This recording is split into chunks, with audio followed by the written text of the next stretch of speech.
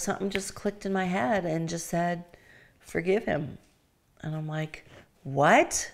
No way. Like, no. That's too easy for him.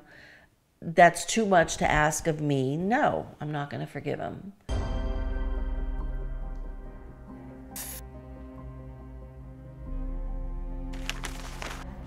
Come on, Harp.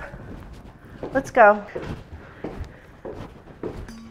My name is Rose, and I'm from Southern California. I lost my son to a fentanyl overdose back in 2017. Good girl. Jeremy was my firstborn.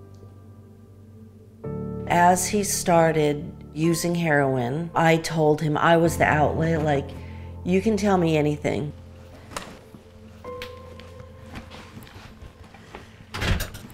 So when I found him that morning, it was devastating. It was devastating. I was absolutely crushed. When you have an addict as a child, every night is, please God, let him wake up, you know.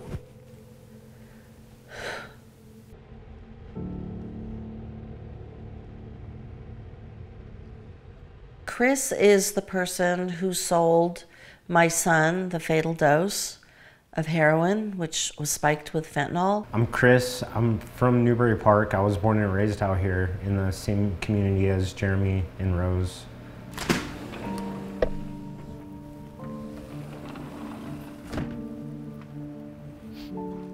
Jeremy and I went to the same high school. We didn't really know each other as like friends in high school.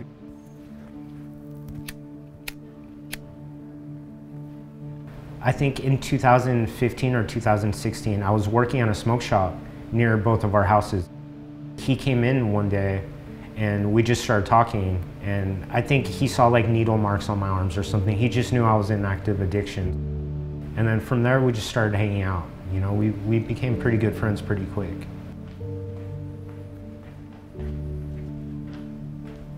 One night he came to my house to buy $20 worth. We talked for a little bit, he went home, and that was the last time I ever heard from him.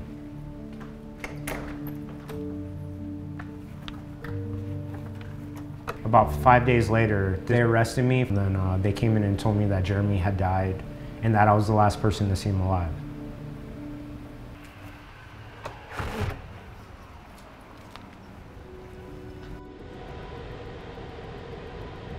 I knew I had to do something, like your son just dies and that's the end of it. Like, no, something has to be done. And I just thought, I don't want one more mom having to bury their child. Good evening, council members. My name is Rose Castro, and I'm the founder of the Jeremy Castro Foundation. I started the Jeremy Castro Foundation in his name and in his honor.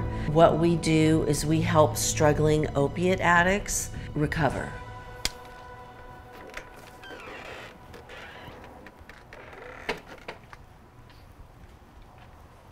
So when I first met Rose, she showed up to one of my federal sentencings in federal court. He, from what I gathered, had been sentenced to sober living, and they asked that he be able to complete it like another month.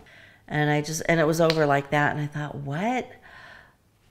Nothing? He's not getting punished, or what's happening? So I just thought, you know, I didn't come all the way down here for nothing. She called my name out, and I turned around and I just saw her face, and I just knew who she was. When I said, Chris, I'm Jeremy's mom, can I talk to you? I was just going through so much pain. I just wanted to let her know how sorry I was and how unfair it was to them. He apologized to me profusely. He goes, I can't even imagine, you know, the damage I've caused your family. And he was so, like, injured.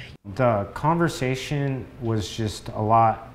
She wanted to know what happened. Jeremy asked for, you know, maybe 50, 60, just to get me through. Come on, just, you know, so I don't get sick.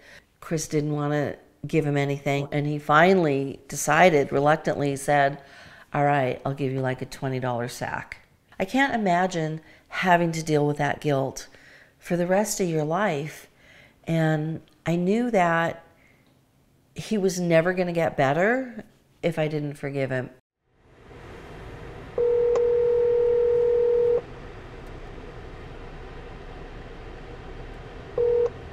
Hi, Rose. Hey, how are you? I'm good. How are you? Good. Where are you? I broached the subject of forgiving him and talking to him with my family. And they were kind of mad at me. They're like, why? Why? At the end of that conversation, that first conversation we had, she said, I forgive you, Chris. I hope one day you learn to forgive yourself. I had compassion for Chris after that meeting, and I've actually sponsored Chris in sober living in an attempt to help him get clean.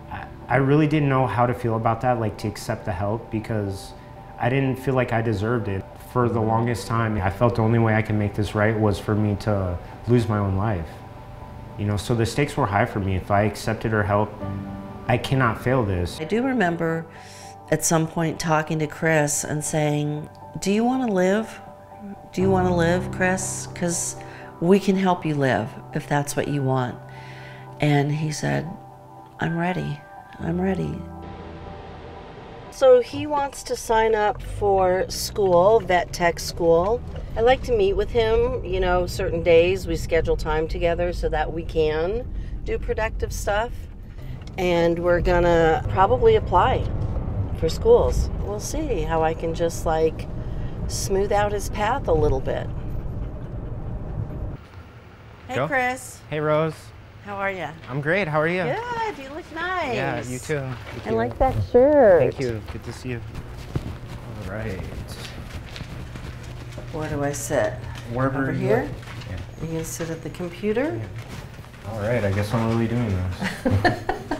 Yay!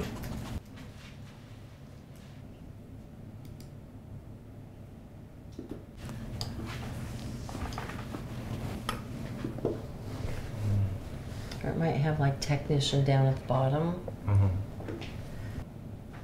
Veterinary tech. Oh my gosh, perfect. Oh. Boom. All right. Nice. So, how did you choose this? I probably needed someone to encourage me and tell me that it's okay to not just try to find a job right now, but to also chase my dream, like chase something I would enjoy doing. And honestly, I wouldn't be applying for this if you didn't kind of encourage me to do it. Well, you have to put good things in your life. They don't always just drop in front of you. And doing things you love will just strengthen your sobriety, you know? I'm gonna submit it. Click. That's it. Confirmation, yay! Good job. Thank you.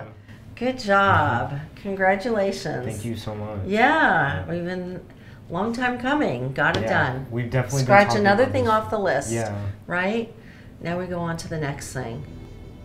Rose being in my life and trying to help me to save my life and rebuild my relationship with my family, it's really given me an example of the kind of person I want to be. When I'm being tested or I'm angry, I think, how would Rose react in this situation, you know? And I just try to be as compassionate as I can. Forgiveness is very healing, even if you're so angry you can't conceive ever forgiving somebody. It has enriched my life that I forgave. Chris is doing well. That's a life saved. God took my son, but he also gave me many other sons. And I think that if God took my son, it was so that I could do this work.